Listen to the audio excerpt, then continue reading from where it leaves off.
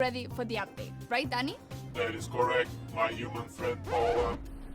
What's that? Meet Dannytron 3000, a genius robot I developed myself, capable of presenting any update. Correct. I see. Good job, Danny. And welcome to Brawl Talk. I'll be back.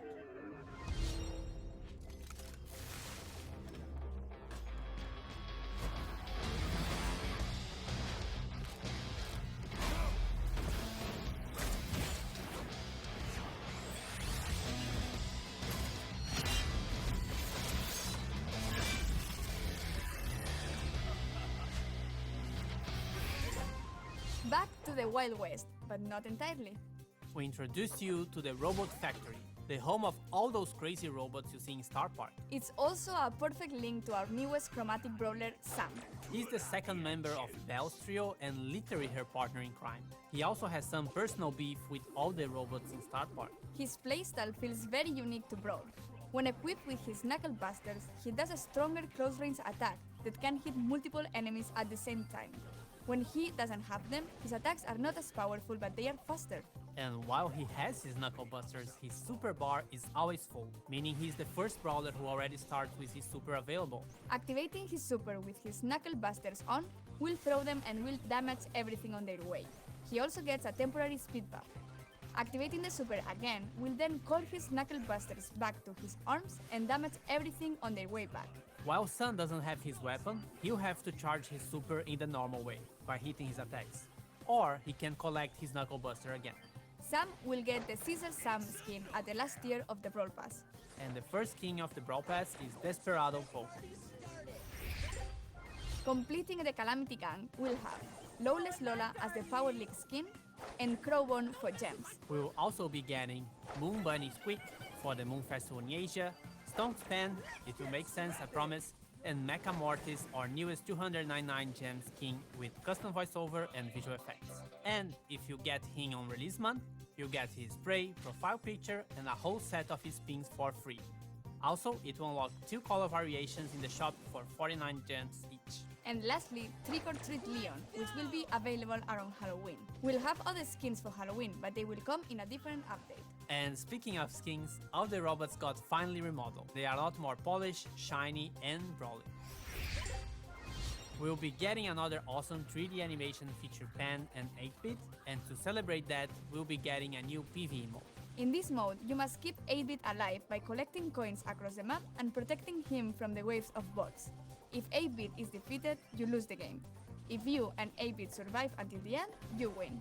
In this mode, 8-bit will be walking around and doing some work, so we'll be in a team of 4. But also make sure you always have him in your sight. You can swap brawlers in Power League.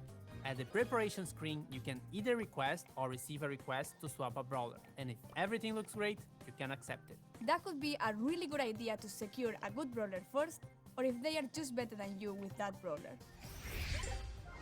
We'll have a second brawler which will be released later in September.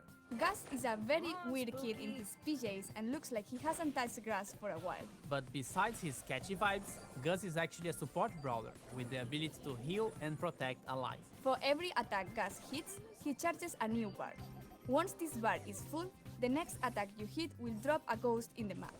If your allies touch this ghost, they will heal. You can drop multiple ghosts in the map.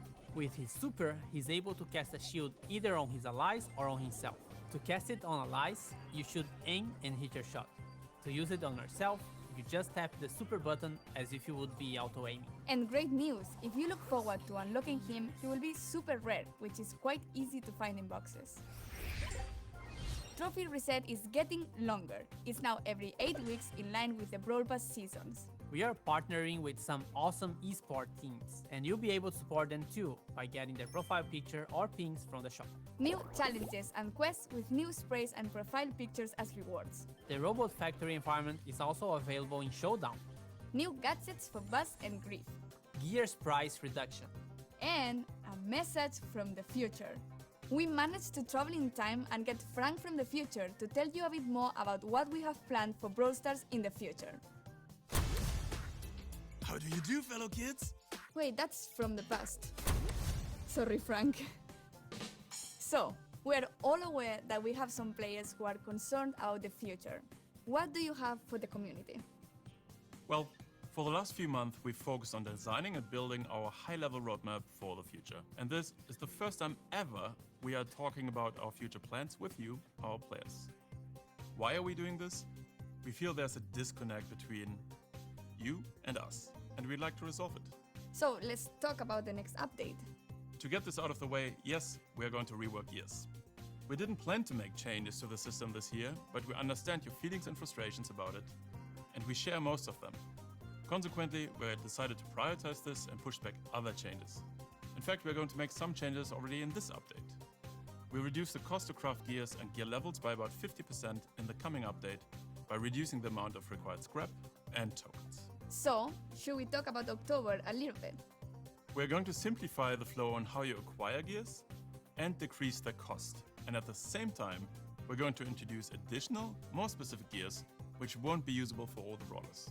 And can we talk about what happens to existing gears? We're pretty much hitting the reset button for gears and will reimburse all existing scrap, gear tokens, and already crafted gears to you. This will happen in coins, and coins will play a much bigger role in how to unlock gears in the future. This essentially allows you a full respec for gears once the October update arrived. Refunds will be based on the total amount of scrap and gear tokens you've collected since we've introduced them last year. Cool, and there is more, right? Why, Paula? Yes. We are also reworking the existing PvE weekend modes. We ultimately don't believe they are fun anymore, and we're going to replace them with a new, more dynamic PvE system, which will introduce new features including multiple stages, persistent power-ups, different environments, and new types of enemies and bosses. Almost like a place where we'll be able to tell a story in the future. We also have plans beyond October. That's right. The timeline becomes a bit more uncertain at this point. However, there are a few bigger topics we would like to tackle. And the first one is affecting the current progression system and its reliance on luck in order to unlock brawlers. We would like you to have more say in which brawlers you unlock and when, as well